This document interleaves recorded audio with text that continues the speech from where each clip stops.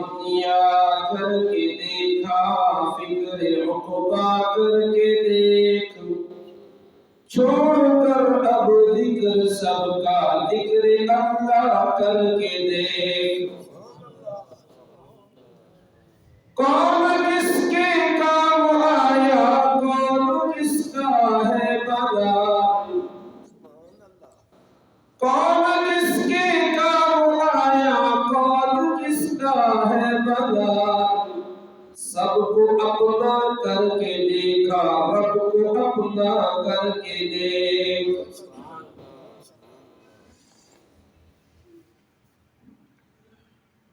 نہ دنیا سے نہ دولت سے نہ گھر آباد کرنے سے،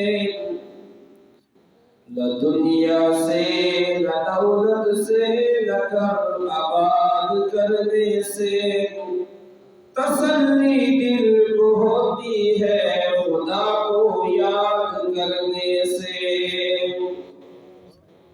محمد کی آمد بشیرا نذیرا، محمد کی آمد سراجا منیرا، فصلوا علیہ کثیرا کثیرا۔ محمد کے ساتھ درود شریف پڑھتے ہیں، صلی اللہ علیہ وسلم محمد وعلى آل سيدنا مولانا محمد وبارك وسلم عليه۔ میرے واجب الاحترام سامعین کرام، برادران اسلام، بہاولپور کی سرزمین پر رہنے بسنے والوں، دین اسلام کے ساتھ محبت رکھنے والوں، شمس العلوم کے ساتھ محبت رکھنے والوں، میرے مسلمان بھائیوں، دوستوں، بزرگوں، رب ذوالجلال خدائے لم یزل ولا یزال کی ہم اور آپ پر بہت ساری نعمتیں ہیں، بہت سارے احسانات ہیں، جن کا شمار کرنا کسی کے بس میں نہیں۔ اللہ کا قرآن کہتا ہے وَإِن تَعُدُّوا نِعْمَةَ اللَّهِ لَا تُحْصُوهَا، اگر تم اللہ کی نعمتوں کو شمار کرنے لگو تو اس کا احاطہ تم نہیں کر سکتے۔ ساری دنیا کے مسلمان، ساری دنیا کے علماء اس پر متفق ہیں کہ اللہ کی نعمتوں میں سب سے بڑی نعمت جو ہے وہ نعمت ایمان کی ہے، دولت اسلام کی ہے، جسے اللہ تبارک و تعالی یہ کلمہ نصیب فرما دے کہ لا الہ الا اللہ محمد رسول اللہ۔ اس کلمے کے بعد اس کے ساتھ کھانے کے لیے روٹی کا انتظام نہ ہو پھر بھی کامیاب ہے، پانی کا انتظام نہ ہو پھر بھی کامیاب ہے، لباس کا انتظام نہ ہو پھر بھی کامیاب ہے، مکان کا انتظام نہ ہو پھر بھی کامیاب ہے۔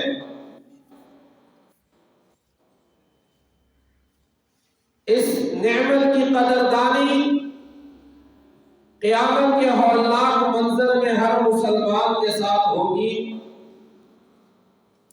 کہ جب نفسا نفسی کا عالم ہوگا، ہر ایک کو اپنے کیے ہوئے کی پڑی ہوگی، ہر نبی نفسی نفسی کا نعرہ لگا رہا ہوگا، اور اللہ کریم اعلان فرمائیں گے کہ ہر اس شخص کو دوزخ سے نکال دو جس نے ایک مرتبہ بھی لا الہ الا اللہ محمد رسول اللہ کا اقرار کیا۔ تو اس موقع پر اس منظر کو دیکھ کر کفار بھی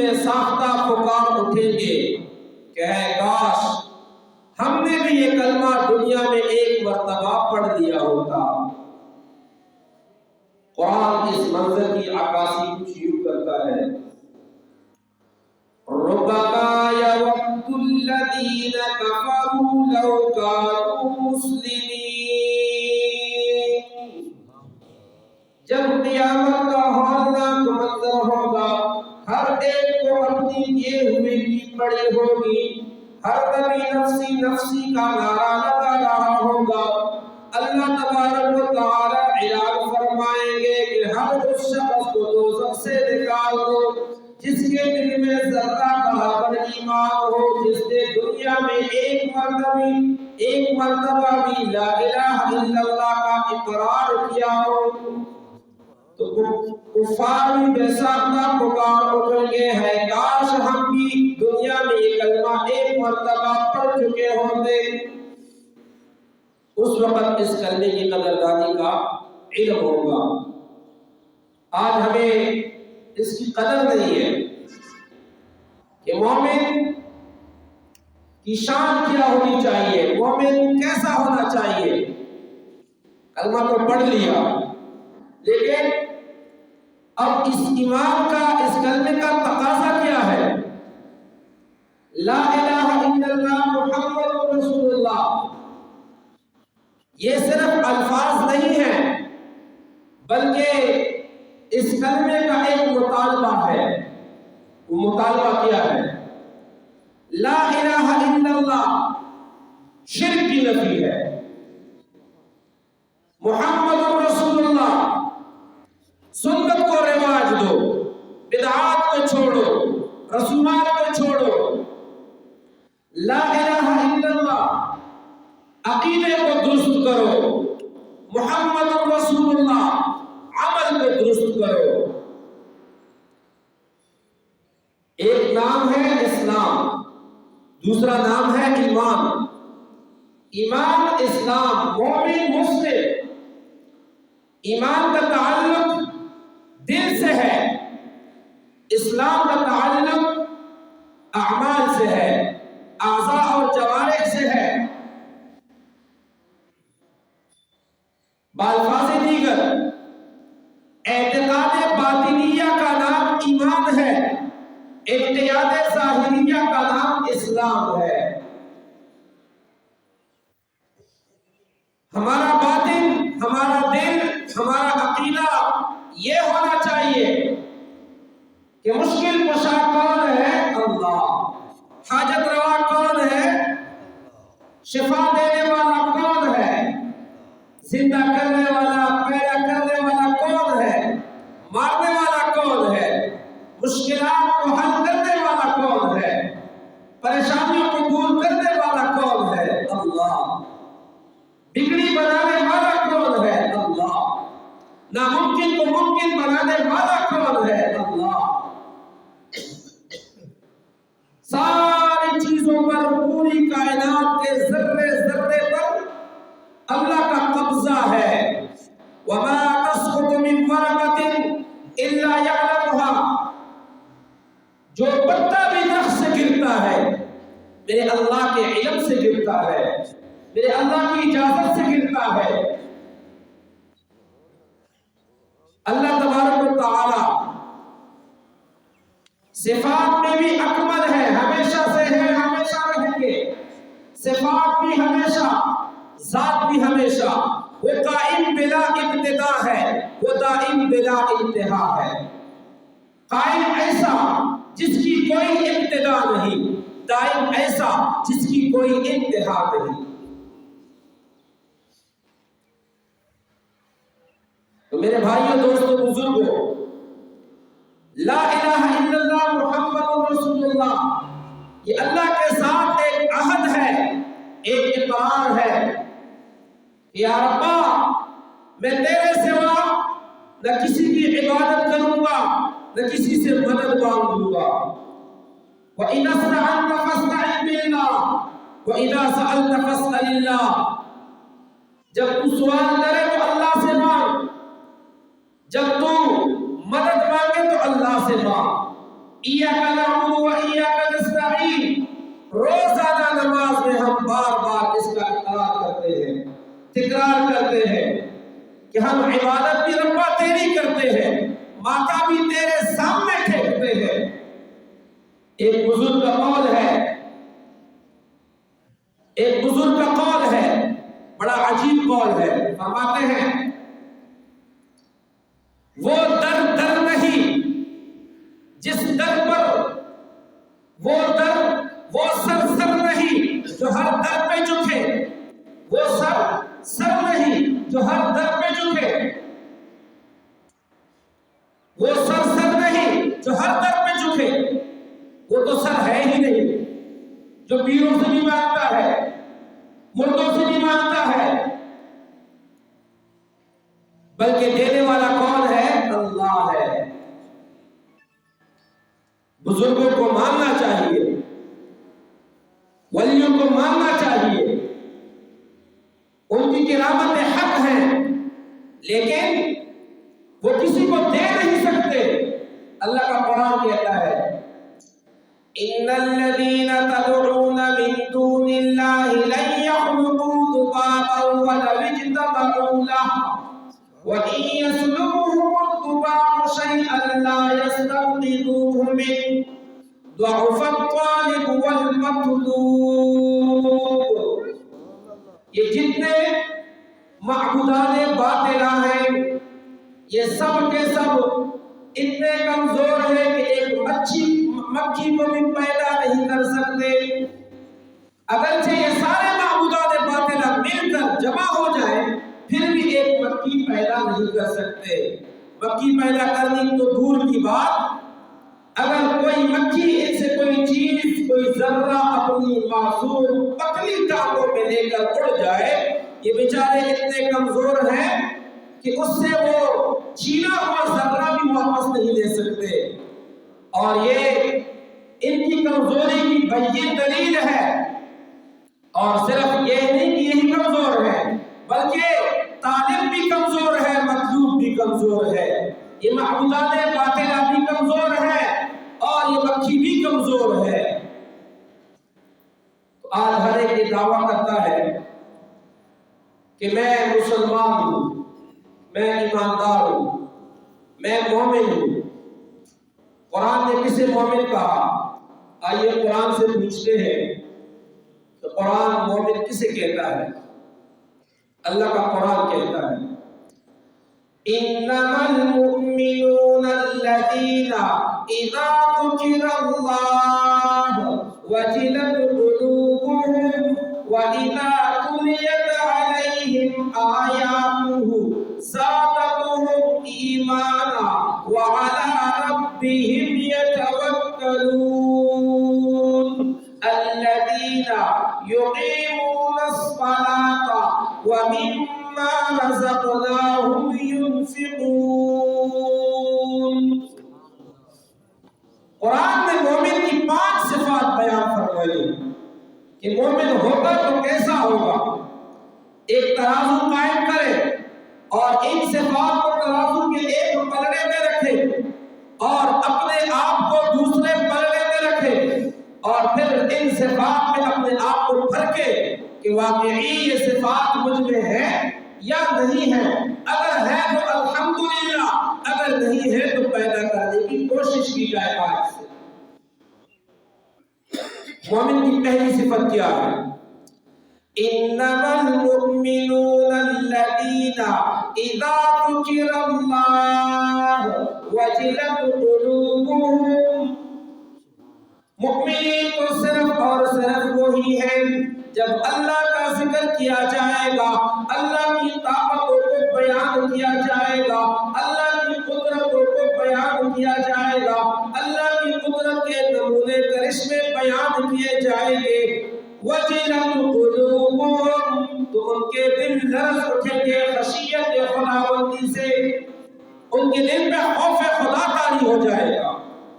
آج ہمارے تبلیغ والے ساتھی اللہ کی بڑائی بیان کرتے ہیں، علماء اللہ کی بڑائی بیان کرتے ہیں، ہر ایک مسلمان اللہ کی بڑائی بیان کرتا ہے، تو کیا بولنے والے سننے والوں کے دلوں پہ خوف خدا طاری ہوتا ہے؟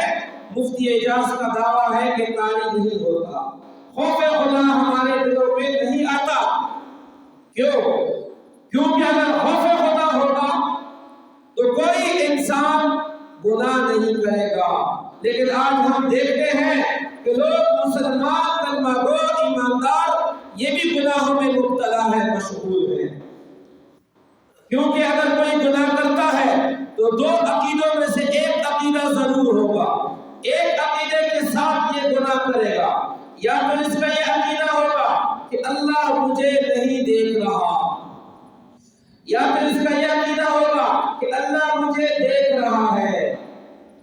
اگر یہ عقیدہ ہے کہ اللہ مجھے نہیں دیکھ رہا تو آدمی کافر ہو گیا، کیونکہ ہم سب کا عقیدہ ہے طبیب النملۃ السوداء فی لیلۃ الظلماء علی الصخرۃ السوداء، کالی چٹان کالی رات میں تحت الثرى پر کالی چیٹی جا رہی ہے۔ اللہ تو اتنے بصیر ہیں کہ ان کی پاؤں سے جو لکیر سخت چٹان پہ بن رہی ہے، جس سے دنیا کی ٹیکنالوجی بھی عاجز ہے، اللہ اس لکیر کو بھی دیکھ رہا ہے۔ اس کے دل میں جو خیال ہے اتنے خبیر ہے کہ اللہ کو اس کا بھی علم ہے، اللہ کو اس کا بھی علم ہے۔ اتنے سمیع ہیں کہ ان کی پاؤں سے جو آہٹ نکلتی ہے اللہ اس آہٹ کو بھی سن رہے ہیں۔ یہ تو ہمارا بنیادی عقیدہ ہے کہ اللہ دیکھ رہا ہے۔ اگر کوئی مسلمان اس عقیدے سے کوئی گناہ کرتا ہے کہ اللہ نہیں دیکھ رہا تو یہ دائرہ اسلام سے خارج ہو گیا۔ اگر اس عقیدے کے ساتھ گناہ کرتا ہے کہ اللہ مجھے دیکھ رہا ہے اور پھر بھی گناہ کرتا ہے، ایک حدیث قدسی میں اللہ تبارک و تعالیٰ بندے سے گلہ اور شکوہ کرتے ہیں کہ اے بندے، تو نے مجھے چھوٹے بچے سے بھی چھوٹا سمجھ لیا، جب چھوٹا بچہ ہوتا ہے اس کے سامنے تو تجھے گناہ کی ہمت نہیں ہوتی، اور میں احکم الحاکمین تیری ہر ادا کو دیکھ رہا ہوں۔ وَمَا اللَّهُ بِغَافِلٍ عَمَّا تَعْمَلُونَ وَلَا تَحْسَبَنَّ اللَّهَ غَافِلًا عَمَّا يَعْمَلُ الظَّالِمُونَ، اللہ تمہارے اعمال سے غافل نہیں، تمہارے کرتوتوں سے غافل نہیں، تو تم کیسے جو ہے اللہ کے سامنے گناہ کر رہے ہو؟ تو پہلی صفت مومن کی یہ ہونی چاہیے کہ اس کے دل میں خوف خدا طاری ہو۔ چند سال قبل کورونا وائرس اٹھا چین کے ایک صوبے سے،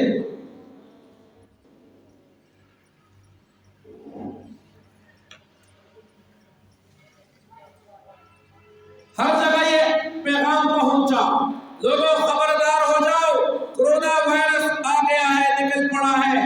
چین میں اتنوں کو تباہ کر دیا، اٹلی آدھا تباہ ہو گیا، امریکہ میں اتنے تباہ ہو گئے، پاکستان میں اتنے تباہ ہو گئے، انڈیا میں اتنے تباہ ہو گئے۔ سارے لوگوں کے دلوں میں کورونا کا خوف آ گیا۔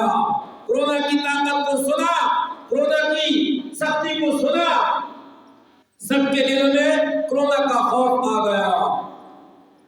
کہیں جلسے میں نہ جانا، کہیں جلسہ گاہ میں نہ جانا، حرمین شریفین کی عزت پامال ہو گئی، عبادات کھوکھلی ہو گئی، طواف کا مزہ و لطف جاتا رہا، حرمین شریفین کی رونقیں وہ بجھ گئی، وہ ختم ہو گئی، مساجد ویران ہو گئی، مسجدوں کو تالے لگ گئے، کئی فٹ کے فاصلے پہ لوگ نماز میں کھڑے ہونے لگ گئے، کسی کے ساتھ مصافحہ نہیں کیا جانے لگا، معانقے سے پرہیز کیا جانے لگا، سب کے منہ میں ماسک آ گئے، ماسک کے بغیر کہیں بھی دفتر میں داخلہ نہیں دیا جاتا، تمام سرکاری املاک میں بغیر ماسک کے داخلے پر پابندی عائد ہو گئی۔ کیا ہوا؟ کورونا آ گیا، کورونا کا خوف دل میں آ گیا۔ لیکن ایسی ایک طاقت میرا قرآن میرے اللہ کی بیان کرتا ہے۔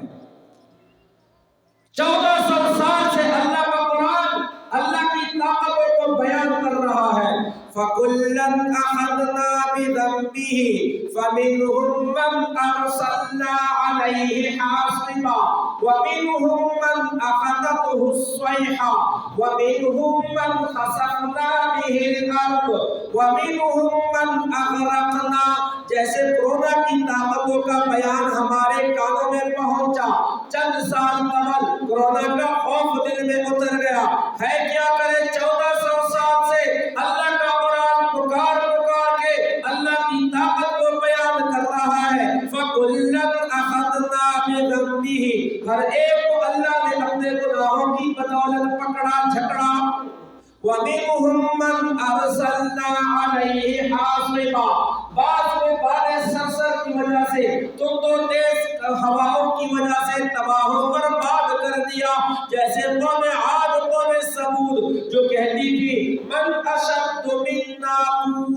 اللہ نے فرما دیا اولم یروا ان اللہ الذی خلقهم هو اشد منهم قوة، ارے یہ دیکھتے نہیں جس ذات نے ان کو پیدا کیا ہے وہ کہیں زیادہ ان سے طاقتور ہے۔ قرآن اللہ پاک اپنی طاقتوں کو بیان کر رہا ہے۔ اللہ نے قوم عاد قوم ثمود کو دھند و تیز ہواؤں کی وجہ سے تباہ و برباد کر دیا۔ جیسے کورونا کے بارے میں ہمارے کانوں میں پہنچا کہ چین میں اتنوں کو تباہ کر دیا، اٹلی میں اتنوں کو تباہ کر دیا، امریکہ میں اتنا مر گئے کورونا کی وجہ سے۔ اللہ کہتا ہے وَمِنْهُمْ مَنْ أَخَذَتْهُ الصَّيْحَةُ، اللہ کی اتنی طاقت ہے کہ ایک فرشتے کی چیخ کی وجہ سے لوگوں کو کلیجے پھٹ گئے۔ وَمِنْهُمْ مَنْ خَسَفْنَا بِهِ الْأَرْضَ، اور بعض کو ہم نے زمین میں دھنسا دیا جیسے قارون اور اس کا خزانہ۔ وَمِنْهُمْ مَنْ أَغْرَقْنَا، اور بعض کو ہم نے سمندر میں غرق کر دیا بحیرہ ملزم میں جیسے فرعون اور اس کا لشکر۔ تفسیر مظہری میں لکھا ہے کہ 1,60,00,000 نفوس پر مشتمل لشکر تھا، مشہور تو 16 لاکھ کی روایت ہے۔ تفسیر مظہری میں لکھا ہے 1,60,00,000 افراد پر مشتمل یہ لشکر فرعون کا اللہ نے سب کو غرق کر دیا ایک ہی جھٹکے کے ساتھ۔ آیا کیا ان آیات کو تلاوت بھی کیا جاتا ہے، درس بھی دیا جاتا ہے مساجد میں، مراکز میں، ہر دینی جلسہ گاہ پر، کیا ہمارے دلوں میں اللہ کی طاقت کا، اللہ کا خوف آیا؟ نہیں آیا۔ دوسری صفت مومن کی کیا ہے؟ وَإِذَا تُلِيَتْ عَلَيْهِمْ آيَاتُهُ، جب اللہ کی قرآن کی تلاوت کی جائے گی۔ آیات کے 3 معنی ہیں، آیات القرآن، دوسرا معنی معجزات الانبیاء، تیسرا معنی کرامات الاولیاء۔ یہ آیات کے 3 معنی مفسرین نے لکھے ہیں۔ چاہے آیات القرآن ہو، قرآن کی آیتیں تلاوت کی جائے، چاہے انبیاء کے معجزات کا سنے، چاہے اولیاء کی کرامات کو سنے، ان سب کے سننے سے زادتہم ایمانا، اس کا ایمان ترقی کرتا جائے گا، اس کی ایمان میں نکھار آئے گا، اس کی ایمان میں مضبوطی آئے گی۔ تو کیا اللہ کی قرآن کی آیتوں کی تلاوت سے ہمارے ایمان میں ترقی آتی ہے؟ نہیں آتی۔ اگر امام صاحب، قاری صاحب تھوڑی سی چند آیتیں بڑھا کے پڑھے تو ان کا تو ایمان بڑھتا تھا، ہمارا بلڈ پریشر بڑھتا ہے، بی پی ہائی ہوتا ہے، ان کا ایمان ہائی ہوتا تھا، ہمارا بی پی ہائی ہوتا ہے۔ تو مولانا صاحب، قاری صاحب تو آج کی جناب لگتا ہے پورا قرآن پڑھے گا۔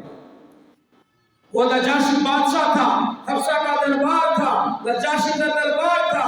جب جعفر رضی اللہ تعالیٰ عنہ نے سورہ مریم کی ابتدائی آیات تلاوت کی تو پھر ان سب درباریوں کے چہرے سے، سب درباریوں کے آنکھوں سے آنسو نکل پڑے۔ اللہ کا قرآن اس منظر کو بھی بیان کرتا ہے۔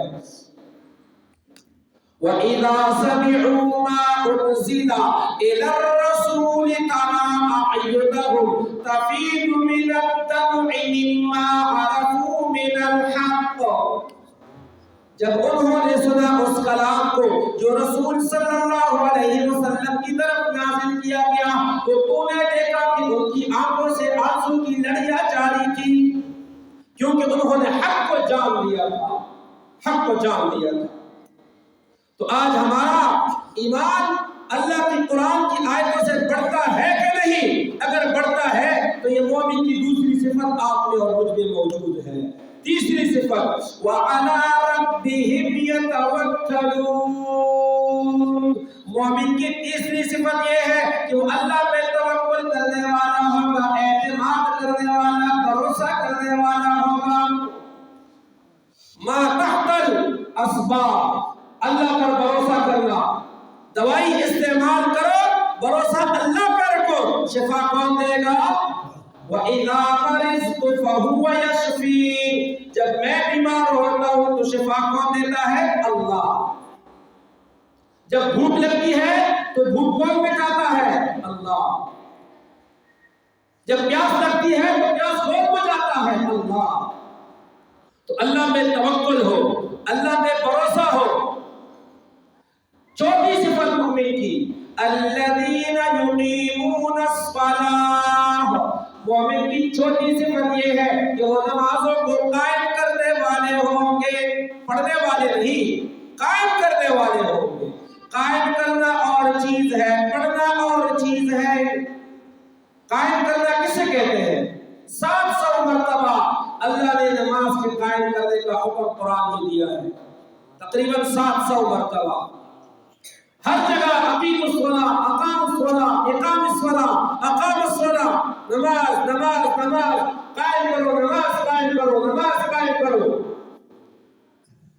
قائم کرنا کسے کہتے ہیں؟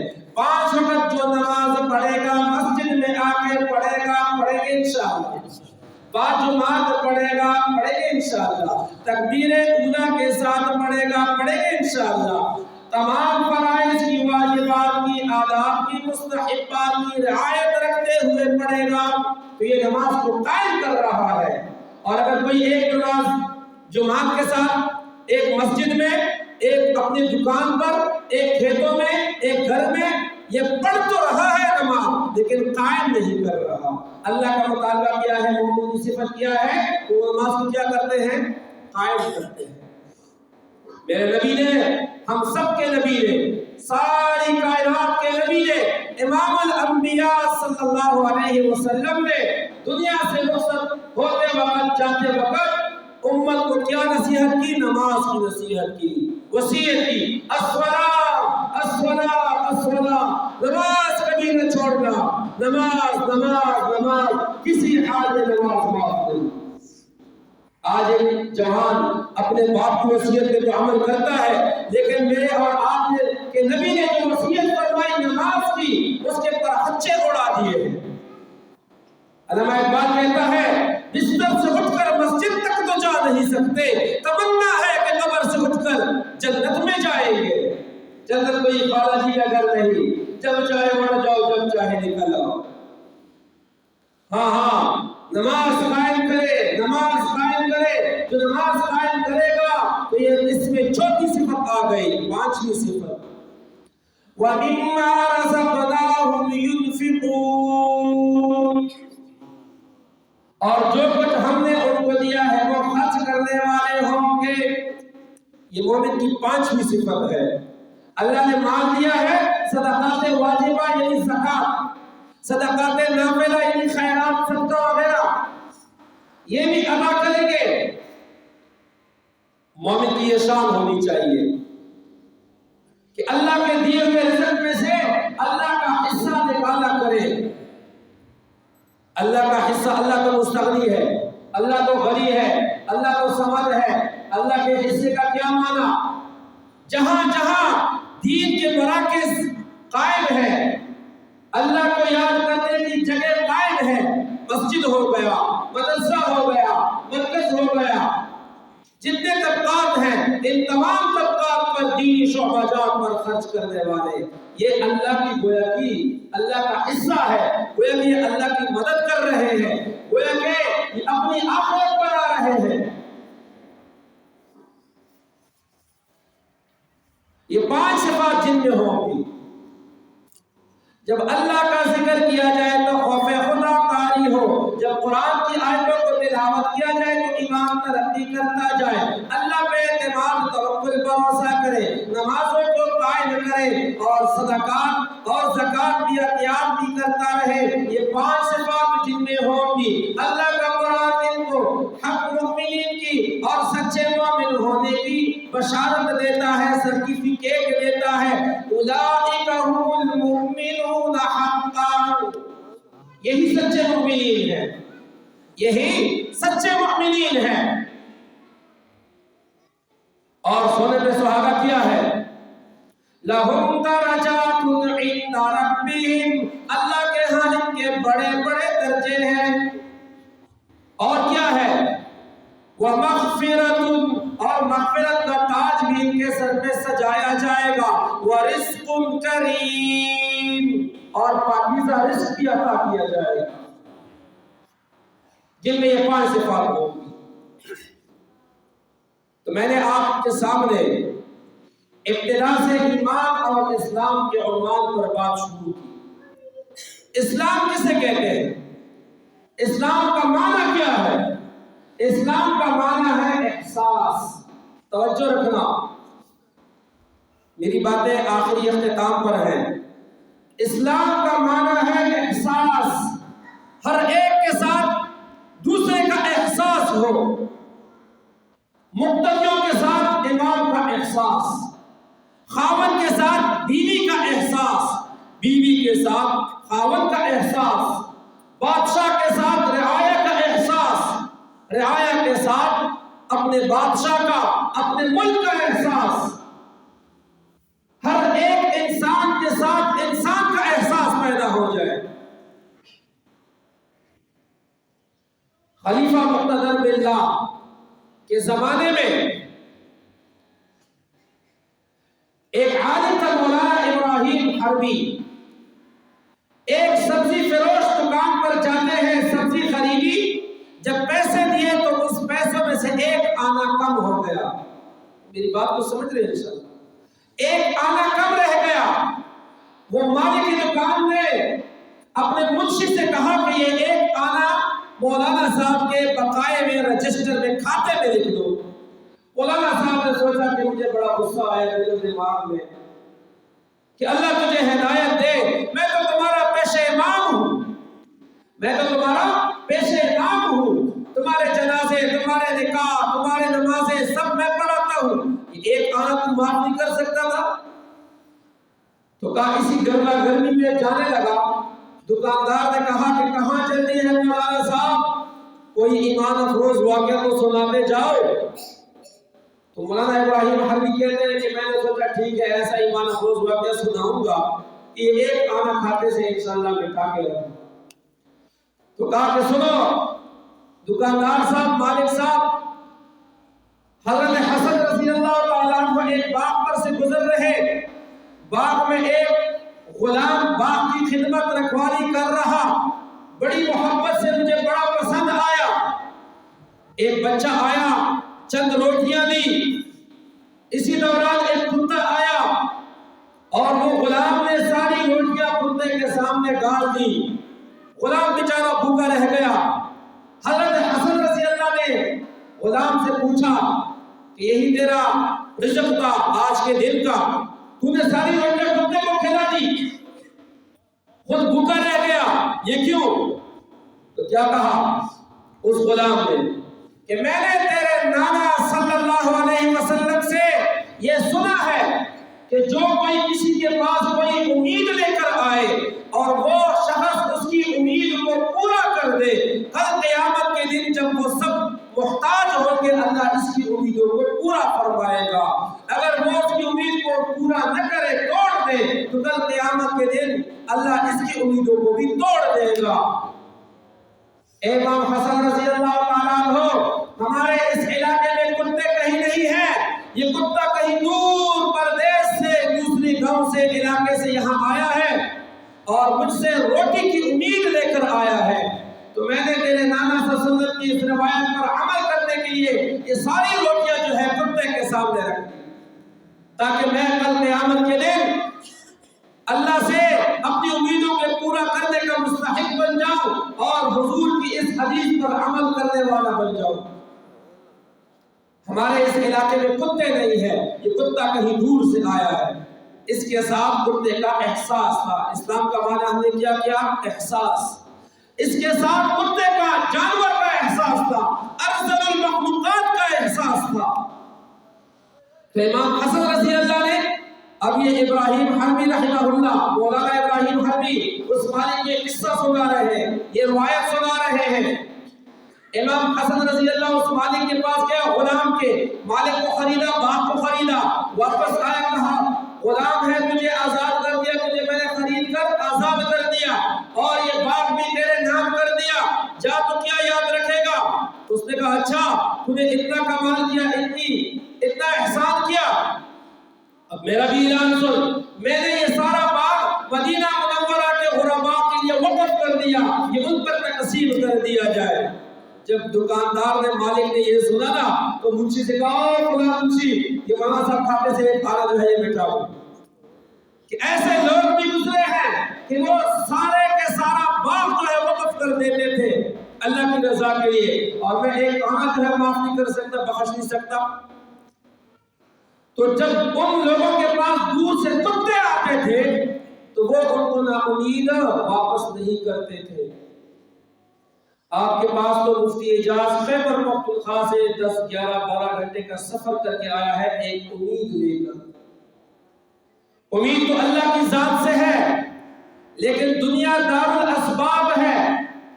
دنیا یہ دار الاسباب ہے.